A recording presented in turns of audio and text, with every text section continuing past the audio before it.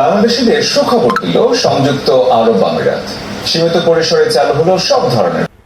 আসসালামু আলাইকুম, আশা করি সবাই ভালো আছেন। বাংলাদেশিদের জন্য সমস্ত ভিসা খুলে দিয়েছেন সংযুক্ত আরব আমিরাত। তো বিস্তারিত কথা বলবো, সাবস্ক্রাইব করেন আর শেয়ার করেন। কারণ সংযুক্ত আরব আমিরাতে কত টাকা স্যালারি পাবেন, কত টাকা যেতে, কত টাকা লাগবে, সব কিছুই ধাপে ধাপে আমি বলবো। প্রতি 2-1 দিন পর পরে আপনারা ভিডিও পাবেন। সাবস্ক্রাইব করেন আর শেয়ার করেন। কত স্যালারি পাবেন, কোথায় যাবেন, কত টাকা কোথায় থেকে যাবেন, সব কিছু আমি ধাপে ধাপে বলবো। সব ইনফরমেশন আছে। প্রথমেই আজকে যে সংবাদ, খুবই খুশির সংবাদ যে সমস্ত ভিসা সীমিত পরিসরে খুলে দিয়েছেন কিন্তু সংযুক্ত আরব আমিরাত। এবং প্রতি রোজ 30 থেকে 50টা ভিসা কিন্তু এই মুহূর্তে দেওয়া হবে। পরবর্তীতে ধাপে ধাপে সব ধরনের বিষয় দেওয়া হবে।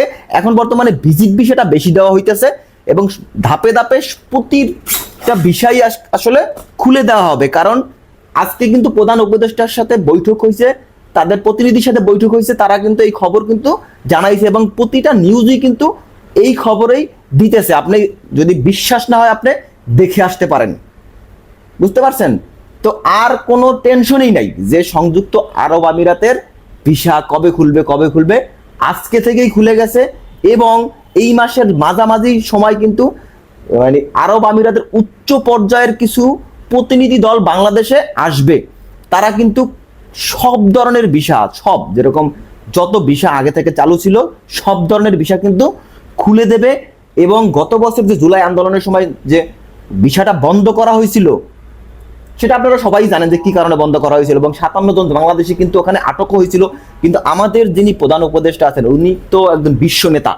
উনার মাত্র একটা ফোনে, আপনি চিন্তা করতে পারতেছেন, একটা ফোনে কিন্তু সেই দেশের যে করা আইন, সেই আইন কিন্তু তোয়াক্কা করে কিন্তু বাংলাদেশিকে কিন্তু ছেড়ে দিছে 24 ঘন্টার মধ্যে।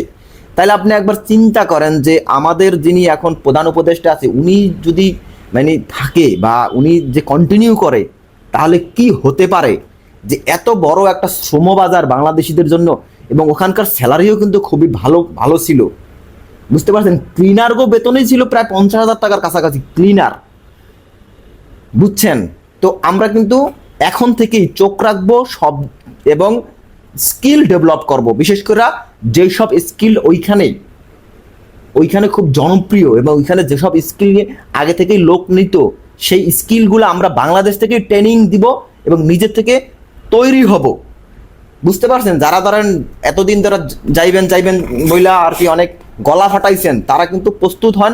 এবং যাদের পাসপোর্ট নাই, তারা অচিরেই পাসপোর্ট করে ফেলান। কারণ আপনি কিন্তু এখন যেতে পারবেন এবং এই মুহূর্তে প্রথম ফ্লোরে যদি আপনি ফাইল জমা দেন তাহলে কিন্তু খুব সহজেই আপনি যেতে পারবেন এবং টাকাও কিন্তু খুব কম লাগবে। যদি এখন পর্যন্ত মানে জানি না কত টাকা লাগবে, আমি কিন্তু এটা জানাই দেবো আপনাদের ভিডিওর মাধ্যমে যে কত টাকা লাগবে। এবং আমি আশা করি যে আগে যেই টাকাটা লাগতো তার চেয়ে প্রায় অর্ধেক টাকায় আপনারা যেতে পারবেন, আমি আশা করি এটাই।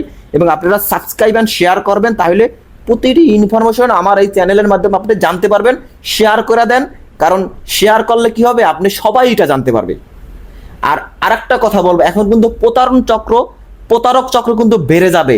গ্রামে গঞ্জে সম্মানিত দালাল সাহেবরা আছেন না, যারা ধরেন এখন এই যে নিউজ বিক্রি করে খাইবে। প্রতিটি বড় বড় হেডলাইন কিন্তু এখন হইতেছে, প্রতিটি নিউজ মানে প্রথম আলো থেকে শুরু করে আপনার চ্যানেল আই থেকে শুরু করে যমুনা টিভি, আপনার সব চ্যানেলেই কিন্তু এই নিউজটা কিন্তু করছে। এই নিউজের কিন্তু ফায়দা লুটবে কিছু অসাধু সম্মানিত দালাল সাহেবেরা। ভাই, আমি দালাল সাহেবের উদ্দেশ্যে একটা কথা বলতে চাই, ভাই বাংলাদেশের নাম আর খারাপ কইরেন না। কারণ বিশ্বের শ্রমবাজারে কিন্তু বাংলাদেশ কিন্তু অনেক বদনামের মধ্যে আছে, অনেক বদনাম। কারণ কি জানেন, আমরা এক দেশে গিয়া আমরা অন্য দেশে চলে যাই অবৈধভাবে, আমরা সেই দেশে গিয়ে অবৈধভাবে থাকি বা অবৈধভাবে চলে যাই, গিয়া আমরা সেখানে কাগজপাতি করি না। আমরা আসলে মানে ঝামেলার মধ্যেই যেতে চাই। আসলে এখান থেকে বলে দেয় এক কথা, আমি বইলা দেয় যে আমি ওয়ার্কশপে কাজ করবো, পরে দেখা গেছে ওয়াশরুমে কাজ করে, ওয়ার্কশপের পরে ওয়াশরুম, বুঝতে পারছেন?